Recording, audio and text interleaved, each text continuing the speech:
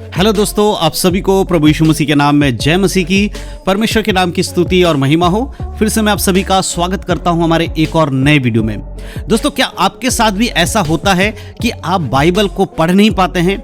आप जब भी बाइबल पढ़ने की कोशिश करते हैं तो आपको थकान होने लगता है।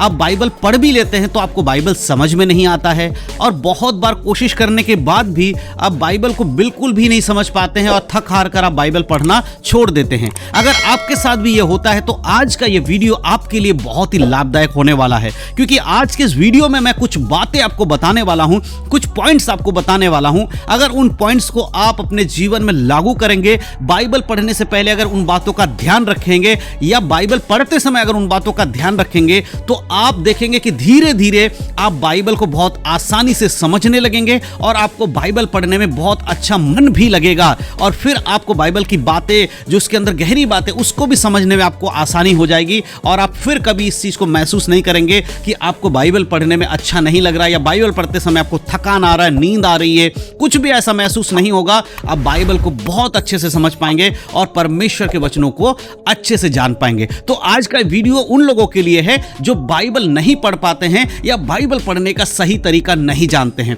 वीडियो में मैं कुछ पॉइंट्स आपको बताने वाला हूं, कुछ बातें बताने वाला हूं, कुछ 5 पॉइंट्स मैं इस वीडियो में बताने वाला हूं, जिनके माध्यम से आप समझ पाएंगे कि एक बाइबल पढ़ने वाले व्यक्ति को इन कामों को करना कितना जरूरी है। तो इसीलिए वीडियो को बड़े ध्यान से देखिएगा, समझने की कोशिश करिएगा। जो बातें, जो पॉइंट्स मैं आपको बताने वाला हूं, वो सारे के सारे पॉइंट्स आपको ध्यान से सुनना है, समझना है। अगर एक भी आप मिस कर जाएंगे तो फिर बाद में आप बाइबल पढ़ने बैठेंगे, आपको कुछ समझ में नहीं आएगा। इसीलिए पांचों के पांचों पॉइंट्स को जानना आपके लिए अनिवार्य है, बहुत जरूरी है। बड़े ध्यान से सारी बातों को देखिएगा, समझिएगा। और वीडियो अच्छा लगा हो तो वीडियो को दूसरे लोगों को भी शेयर जरूर करिएगा, ताकि उन लोगों तक भी ये बात पहुंच सके और वे भी बाइबल को आसानी से पढ़ सके और समझ सके। तो चलिए दोस्तों, ज्यादा देर नहीं करते हुए आज के इस वीडियो को हम सब मिलकर शुरू करते हैं। तो दोस्तों, जैसे कि मैंने वीडियो की शुरुआत में बता दिया कि आज मैं आपको कुछ 5 ऐसे पॉइंट्स बताने वाला हूं, जिनके माध्यम से आप बाइबल को बड़े आसानी से पढ़ सकते हैं, समझ सकते हैं। अब सबसे इंपॉर्टेंट चीज है कि हमें बाइबल पढ़ने में बहुत सारे लोग कहते हैं कि हमें नींद आने लगती है। बहुत सारे लोगों को बाइबल पढ़ते समय क्या होता है, नींद आने लगती है, वो थकान महसूस करने लगते हैं और थोड़ी देर बाइबल पढ़ने के बाद वो बाइबल पढ़ना छोड़ देते हैं। तो ऐसे लोगों को सबसे पहले चीजों को क्या करना है वो मैं बताने वाला हूं। देखिए, सबसे पहला पॉइंट जो बाइबल पढ़ने से पहले करें वो है, बाइबल पढ़ने से पहले आपको प्रार्थना करना है। जी हां दोस्तों, पहला पॉइंट यही है कि बाइबल पढ़ने से पहले आपको प्रार्थना करना है। अगर आप प्रार्थना के साथ बाइबल पढ़ते हैं तो परमेश्वर आपको बाइबल को समझने में मदद करेंगे। क्यों ऐसा करना जरूरी है? बाइबल, देखिए, बाइबल किसी इंसान की सोच और समझ से लिखी हुई किताब नहीं है। बाइबल परमेश्वर के वचन है और पवित्र आत्मा की सहायता से आप उसकी गहरी बातों को समझ सकते हैं। जब आप बाइबल खोल के बैठते हैं, सबसे पहले आपको बाइबल पढ़ने से पहले प्रार्थना करना है कि परमेश्वर, मैं आपके वचन को पढ़ने जा रहा हूं या पढ़ने जा रही हूं, परमेश्वर मुझे बुद्धि और ज्ञान दे पवित्र आत्मा, ताकि इस वचनों को मैं समझ सकूं। तो सबसे पहला पॉइंट जो आपको करना है वो है कि प्रार्थना करना है। बिना प्रार्थना के कभी भी बाइबल ना पढ़ें। अगर आप बाइबल ऐसे ही खोल के पढ़ेंगे तो आपको कुछ समझ में नहीं आएगा। इसीलिए प्रार्थना के साथ बाइबल पढ़ना शुरू करें। अब हम बढ़ते हैं अगले पॉइंट की ओर। तो हमारा जो दूसरा पॉइंट है वो ये है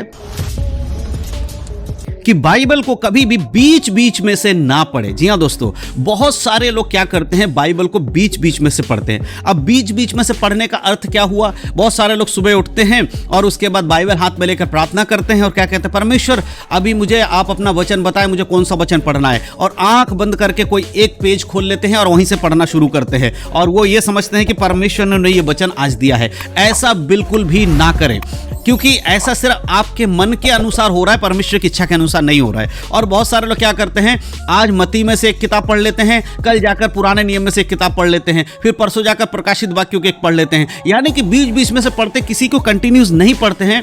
इस वजह से भी आपको बाइबल समझ में नहीं आएगा। तो जब भी आप बाइबल पढ़ें, बीच बीच में से ना पढ़ें। देखिए, बाइबल के अंदर आपको पता है 2 रिबन होते हैं, अलग अलग कलर के हो सकते हैं, नॉर्मली पीले रंग का और लाल रंग का होता है। ये दोनों रिबन इसलिए दिए जाते हैं कि आप नया नियम पढ़ें और पुराना नियम पढ़ें, तो जहां आप पढ़ते पढ़ते आपका खत्म हो जाए वहां पर इस रिबन को लगा दे, ताकि अगले दिन आपको याद रहे कि मैंने कहां तक पढ़ा था और उसके आगे मुझे पढ़ना है। इस रिबन का इस्तेमाल करिए और जहां पढ़ते हैं खत्म हो जाता पढ़ना एक दिन का, आप वहां रिबन लगा के या निशान लगा कर रख दीजिए, अगले दिन फिर वहीं से पढ़ना शुरू करिए। जब आप ऐसा करते हैं तो बाइबल को आप बड़े आसानी से समझ पाएंगे और उन सारी घटनाओं को जान पाएंगे जो सीरियल वाइज चलती आ रही है। देखिए बाइबल ऊपर से लेकर उत्पत्ति से लेकर प्रकाशित वाक्य तक एक सीरियल में है, इसीलिए आपको सीरियल में पढ़ना बहुत जरूरी है। तो ये दूसरा पॉइंट आपको हमेशा ध्यान रखने की जरूरत है। अब हम बात करते हैं अगले तीसरे पॉइंट की। तो तीसरा पॉइंट यह है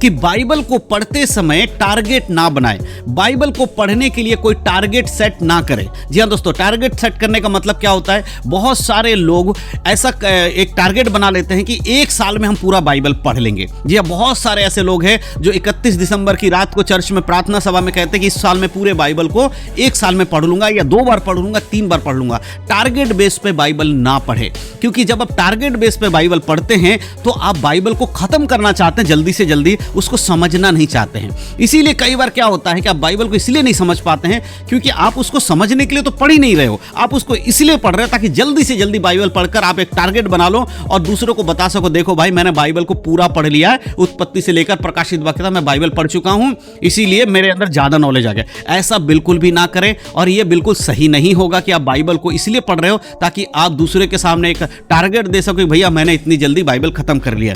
तो बाइबल को टारगेट बेस पे मत पढ़िए, आराम आराम से पढ़िए, जितना समझ में आता है उतने धीरे धीरे पढ़ते चले जाइए। नहीं समझ में आता प्रार्थना करिए, फिर से पढ़िए, फिर दोबारा तिबारा पढ़ते रहिए, चलते रहिए। जरूरी नहीं कि आप साल भर में बाइबल को पढ़ के खत्म कर दें, लेकिन आराम से पढ़िए। अगर साल भर में पूरा बाइबल नहीं भी पढ़ पाते हैं, जितना भी पढ़ते हैं अगर उसको समझ पाएंगे वो आपके लिए अच्छा होगा। इसीलिए टारगेट बेस पर बाइबल पढ़ना बिल्कुल भी ठीक नहीं एक मसीह के लिए। तो ये जो हमारा तीसरा पॉइंट, इस पर भी हमें गौर करने की बहुत जरूरी है। अब हम बात करते हैं हमारे चौथे पॉइंट की। तो जो चौथा पॉइंट है वो ये है, बाइबल कभी दूसरे लोगों को चिढ़ाने के लिए ना पढ़ें। जी हाँ दोस्तों, बहुत बार क्या होता है, बहुत सारे लोग दूसरे लोगों को नीचा दिखाने के लिए बाइबल का इस्तेमाल करते हैं।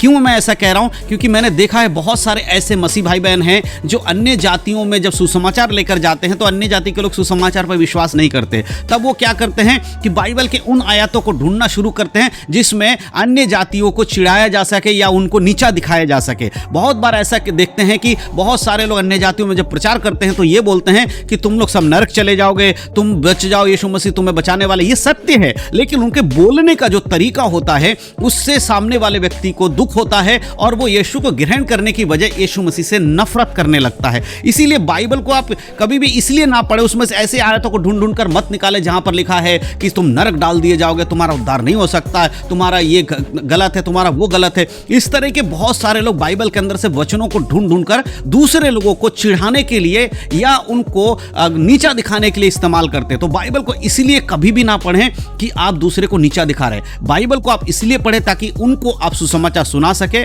तो बाइबल को पढ़ने के लिए आपको ध्यान रखने वाली ये चौथी बात है जिस पर बहुत ज्यादा गौर करने की जरूरत है कि बाइबल दूसरों को चिढ़ाने या नीचा दिखाने के लिए नहीं है, परंतु दूसरों को बचाने और उनका उद्धार कराने के लिए है। इस बात पे भी आपको ध्यान देना चाहिए। तो ये चौथी बात बहुत इंपॉर्टेंट है। अब हम आखिरी और अंतिम बात पे जाते हैं जो बाइबल पढ़ने वाले व्यक्ति को के जीवन में होना बहुत ज्यादा जरूरी है, और वो पांचवी जो बात है वो ये है कि बाइबल को पढ़ते समय नोट बनाना बहुत जरूरी है, नोट्स बनाना बहुत जरूरी है। जी हाँ दोस्तों, बहुत बार आपने देखा होगा कि बहुत सारे लोग क्या करते हैं, बाइबल को जब पढ़ते हैं तो अपने पास एक कॉपी और पेन रखते हैं। आपने बहुत सारे कलीसियाओं में देखा होगा, आप कुछ सभाओं में गए होंगे, कुछ मीटिंग में गए होंगे, चर्च की मीटिंग में गए, आपने देखा होगा बहुत सारे लोग नोट्स बनाते हैं। कुछ भी प्रचार होता है तुरंत लिख लेते हैं। क्यों ऐसा करते हैं? क्योंकि उनकी जरूरत है और वो इसलिए करते हैं। आज मैं बताने वाला हूं कि आपको भी वो करना बहुत जरूरी है। जब भी आप बाइबल पढ़ें, आप अपने पास एक कॉपी पेन रखें।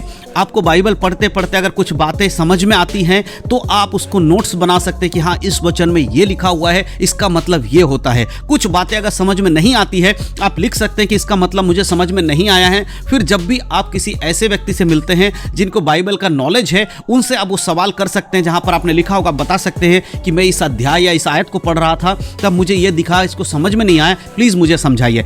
ऐसा लिखने से क्या होगा होगा, जो बातें आप पढ़ते हैं उसे अगर आप लिखते भी हैं तो आप डबल उसको रिपीट कर रहे हैं, यानी कि आप बार बार उसका मनन कर रहे हैं। और बार बार मनन करने से होता यह है कि आपको वो बातें याद रहती हैं। बाइबल की आयतें आपको कैसे याद होती है कि आप उसको लिखते हैं तो बहुत आसानी से आपको याद हो जाती है। स्कूल में क्या होता है कि आपको पढ़ने के साथ साथ लिखने के लिए भी कहा जाता है। बस यही चीज को हमें फॉलो करना है कि जब भी हम बाइबल पढ़ने बैठें, बाइबल को पढ़ते समय एक नोटबुक रखें और जो बातें हमें समझ में आती हैं या नहीं आती उनको अपने नोटबुक में उतारें। इससे आपका नॉलेज बढ़ेगा, बाइबल को समझने के लिए आपकी जो इच्छा है और ज़्यादा जागेगी और बहुत मदद मिलेगा। जब आप बाकी किसी दिन आप प्रचार करोगे या किसी को सुसमाचार सुनाओगे तो आपके नोटबुक से आपको पता चलेगा कि कौन सा वचन कहाँ लिखा है, उसका मतलब क्या होता है। फिर से आपको उन सारी चीज़ों को करने की ज़रूरत नहीं पड़ेगी। इसीलिए पहले से ही आप नोट्स बनाकर रखें और उसमें आपको फ़ायदा ही फ़ायदा होगा। तो ये 5 जो बातें मैंने आपको बताया है, ये 5 बातें आपको बाइबल पढ़ने में मदद करेंगी।